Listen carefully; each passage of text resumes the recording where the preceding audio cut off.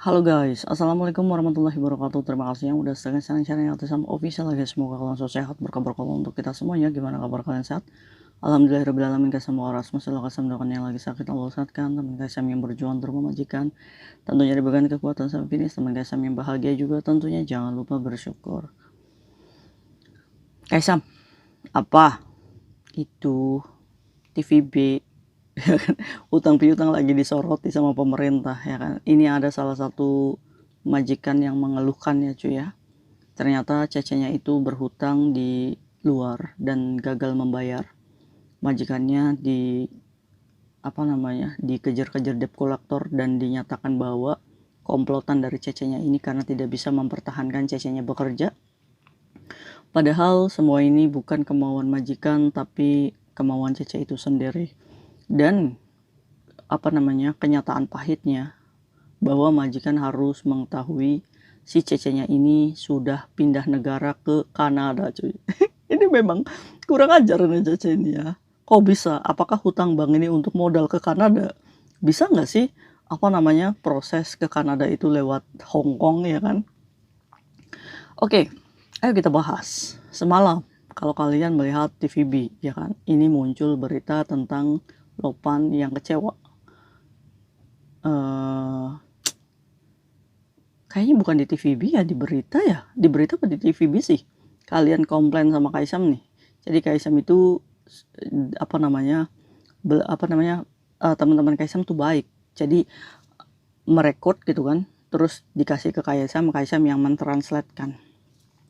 Jadi gini cuy, potongan-potongan video yang kalian kirim ke Kayatisam itu menceritakan ada satu majikan di mana dia memiliki pembantu Filipin ya. Jadi yang disebutkan ini adalah Filipin Cece.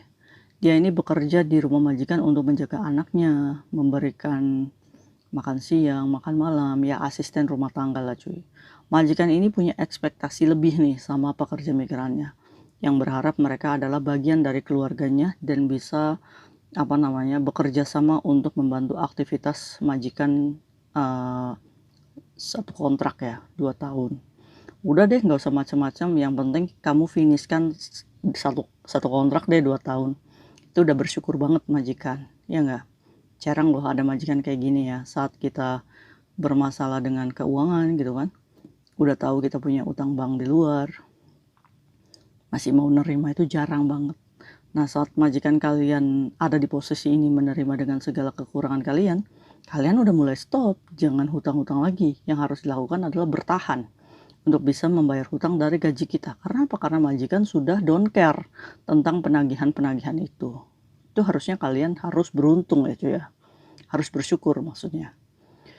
Jadi majikan ini sedih katanya, cece saya itu punya hutang bank dan dia gagal bayar. Dan yang paling menyakitkan adalah dia mengajukan notis ke majikannya, di mana dia mengundurkan diri dari pekerjaannya setelah dia memberikan alamat rumah, memberikan nomor telepon majikan, dan memberikan data pribadi privasi majikan kepada kantor peminjaman uang di luar sana. Notis cecenya keluar, nggak tahu alasannya apa. Nah, padahal majikan ini tidak banyak menuntut. Majikan ini mengatakan kalau misalkan dia memang butuh uang, harusnya ngomong gitu kan. Ya gimana cara solusinya, bukan mengambil kesimpulan sendiri untuk berhenti kerja ya kan. Karena saat mengejeng pembantu itu majikan punya harapan besar. Ada tipe majikan yang gak mau interminate gitu ya cuy ya, dia masih berusaha mencari kebaikan-kebaikan dan kerja profesional si Cece ini. Akhirnya si Cece ini mungkin tidak kuat dengan masalah pribadinya sendiri, sehingga dia ini keluar dari rumah majikan. Dan ini yang membuat majikan ini kecewa cuy. Dan yang paling bikin kecewanya lagi, saat majikan ini bermain media sosial dan dia menemukan akun Facebook si cecenya ini ya cuy ya. Dan ternyata si cecenya ini sudah ada di Kanada dengan segala pose-pose terbaik si cecenya ini.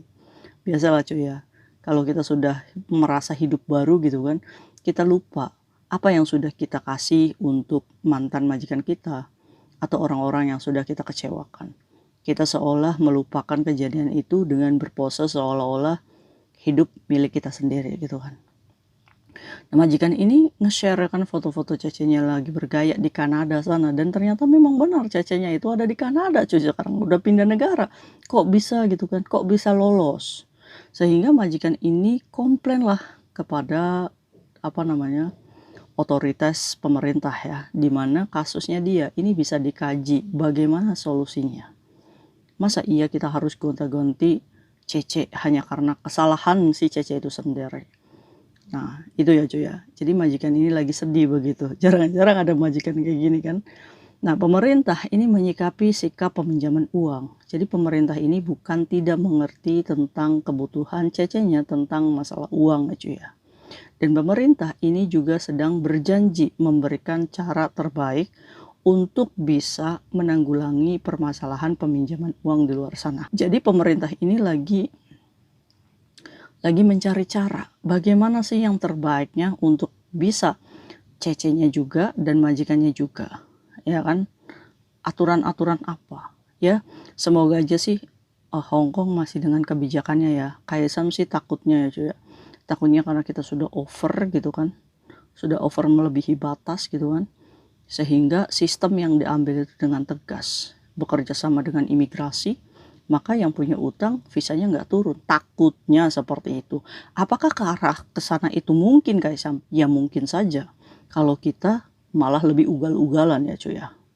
Nah, ini kita percayakan aja pemerintah untuk bisa menjembatani antara pekerja migran dan majikan. Mudah-mudahan aja sih bisa dinaikkan gaji kita mungkin, atau bisa berbicara dengan majikan untuk bisa, kalau cecenya butuh uang yang masih standar nih, peminjaman di majikan minimal segini nih, nggak boleh nih utang sama majikan lebih dari ini. Mungkin saja diberikan aturan seperti itu, yaitu aturan lagi dipikirkan oleh pemerintah cuy. Jadi, dan majikan ini juga ngejeng Cece baru yang tadi itu kehilangan cecenya yang di Kanada. Dia ngejeng Cece baru dengan memberikan satu persyaratan kepada cecenya bahwa tidak boleh berhutang di luar. Pernah nggak majikan kalian memberikan persyaratan kamu jangan hutang di luar ya Cece? Nah, itu mungkin majikan punya background sebelumnya dikecewakan oleh mantan pembantunya.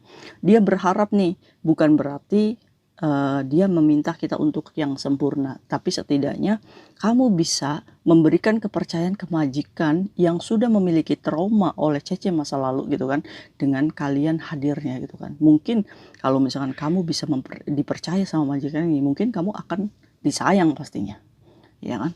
Majikan ini mengatakan kamu jangan hutang di luar ya Cece, kalau kamu butuh sesuatu atau 2.000 3.000 kamu ngomong sama Dadai katanya, nanti Dadai bantu. Nah, saking segitunya cuy majikan, karena dia merasa trauma.